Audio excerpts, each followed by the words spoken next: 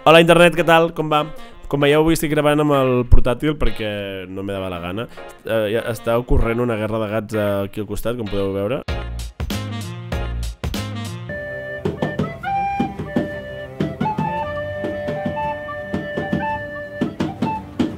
Molt bé.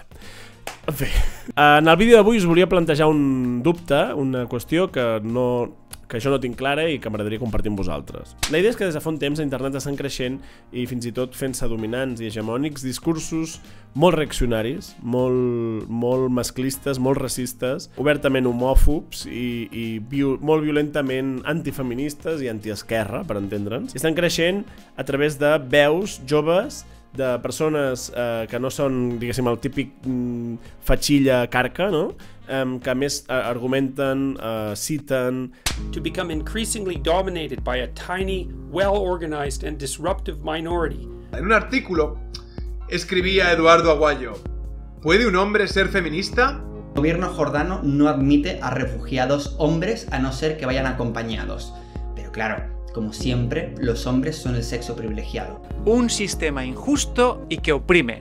Y ostras, yo de verdad, es que a veces no sé si me hablan de feminismo o de independentismo. La història de com han arribat aquests discursos a ser tan dominants i a estar en aquesta posició de creixement la podeu trobar en aquell llibre de l'Angela Nagel que es diu Kill All Normies. Aquell llibre explica una mica la transició cultural que hi ha hagut a internet d'un internet blanc, mainstream, hipòcrita del Yes We Can de Barack Obama, a la transició d'aquest internet a aquest internet d'avui en dia molt més cínic, molt més fosc, més incomprensible, no? Més dens, de l'alt-right, del Pepe the Frog, de Donald Trump i de totes les subcultures estranyes d'internet. La pregunta que faig jo sobre aquest tema i que us comparteixo és la següent. Què cal fer amb aquests discursos? Cal silenciar-los i ignorar-los per no fer-los més grans del que són? Cal assenyalar-los com una anomalia i, diguéssim, barrar-los les portes de les discussions públiques acceptables? O cal baixar el cos a cos i tractar-los d'iguals, diguéssim, i participar i discutir de cada una de les idees que proposen i proposar-ne d'alternatives? He demanat a gent que pensa sobre això de forma constant quina és la seva opinió sobre el tema i què creuen que caldria fer per contrarrestar aquestes idees. Anem a escoltar-ho. Jo crec que s'ha de diferenciar molt, que moltes vegades no es diferencia prou de... Una cosa és amplificar un troll de Twitter que té, jo què sé, un compte de 0, 15, 20 seguidors, és igual, que es dedica doncs, a difondre missatges d'odi, i això sí que es fa moltes vegades i jo crec que és un error, rotllo, hacer un reply en públic de un comentari de merda, d'odi absolut, que no aporta res, però en aquest cas, que són youtubers amb una reputació, amb un prestigi dins de la seva comunitat, amb una influència màxima. O sigui que jo crec que sí que en aquest cas és molt útil i és molt necessari. Pienso es un gran error a separar nosotros y la gente extrema. Siempre tenemos que entender las maneras que somos parte de racismo, sexismo, clasismo, porque los micromachismos, microracismos, cualquier tipo de discriminación forma parte de estas maneras extremas que ahora vemos en YouTube. I és que no tinc una opinió clara, perquè sí que hi ha molta gent que defensa aquesta idea, que a mi em sembla que té molt sentit, que és respondre a les xarxes, perquè potser no convenceràs a la persona que està tenint aquest discurs, però està bé que algú que vegi allò pugui veure respostes o contraarguments, no? Si estem davant d'un col·lectiu que vol guanyar notorietat gràcies a la presència de determinats missatges molt cridaners, però que no hi ha darrere més enllà de guanyar aquesta notorietat, segurament la manera més sensata i constructiva d'actuar és no atendre'ls. Quan aquest tipus de discursos arriben a una certa centralitat o són emesos per persones o col·lectius que tenen un pes significatiu en la societat, segurament això ja és diferent. I ja ens obliga a pensar amb més profunditat quina és la resposta. El que tinc clar és que mai hem d'amagar-nos de cap debat, més que res perquè si tu no estàs present en un debat, el que passa és que no hi ha debat, i quan no hi ha debat dona l'aparença de que aquella opinió, la que sí que està present, és la que està majoritàriament acceptada i per tant passa a convertir-se en sentit comú, i això és el més perillós que li pot succeir a una idea, o el més valuós, perquè és quan passa a no ser discutida i a ser un marc compartit pel conjunt de la població i donat per descomptat. Per tant, no ens podem permetre abaixar la guàrdia en cap front ni en cap debat, no ens en podem absentar.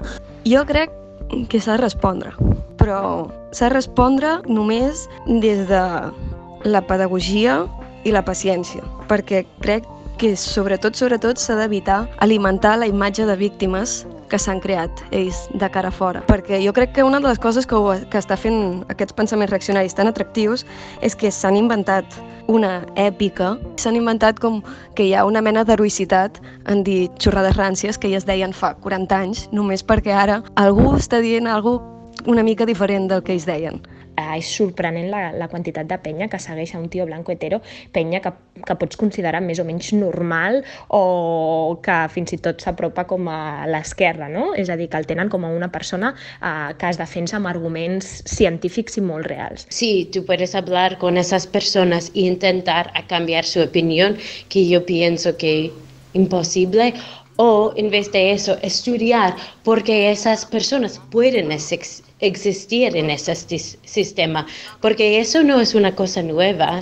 Siempre había gente muy de la derecha, muy extrema. Los sistemas que tenemos, capitalismo, patriarcado, son formados de eso. Sense un anàlisi, jo crec que prou detallat, de què és el que els motiva, difícilment els podrem desarticular. Però alhora, clar, les xarxes funcionen molt en aquesta lògica de confrontació i anem com alimentant una bola que fa difícil tenir debats reals, no? És probable que tinguem la raó factual, és probable que tinguem la raó moral si és que existeix alguna cosa així, però crec que és més probable que les dues coses anteriors que no haguem après a manifestar i a compartir en cap cas aquesta raó. Llavors portem el debat en un terreny on el perdrem totes les vegades perquè això no va de fets, sinó que això va de valors, això va de percepcions.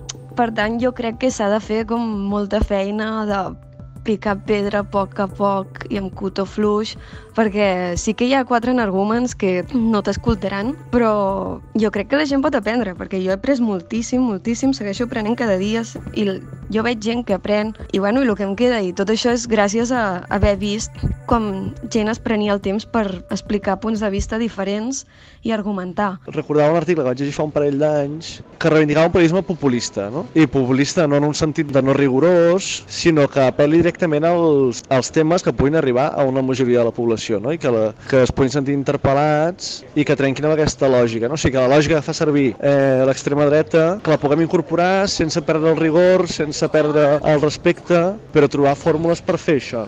Jo crec que l'única manera de frenar-los és així, és agafar com els mateixos mecanismes que estan agafant ells, que és de dir, pues, no n'hi ha per tant, el nostre és molt més simple. Pum, pum, pum.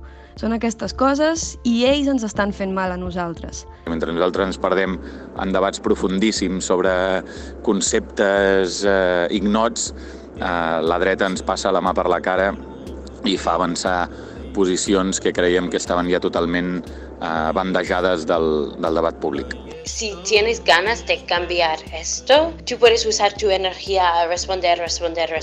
Y en el pasado he hecho esto y es que tienes que usar mucho tiempo y mucha atención. Pero la alternativa o una alternativa es pensar en tú mismo, educar tú mismo sobre esas cosas de sexismo, racismo, todos los tipos de discriminación a saco y pensar en tú mismo, en qué formas que tú participas en estos sistemas de opresión. Porque seguramente tú participas en esos sistemas de opresión y es por eso los sistemas pueden existir y continuar.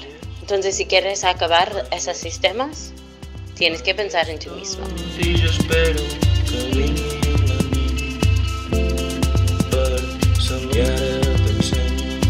Us convido a compartir què en penseu als comentaris de Twitter, seguiu el canal per més sobre aquesta qüestió si no el seguiu ja, feu like i tot això que ja dic sempre. Ens veiem al proper vídeo. Gràcies.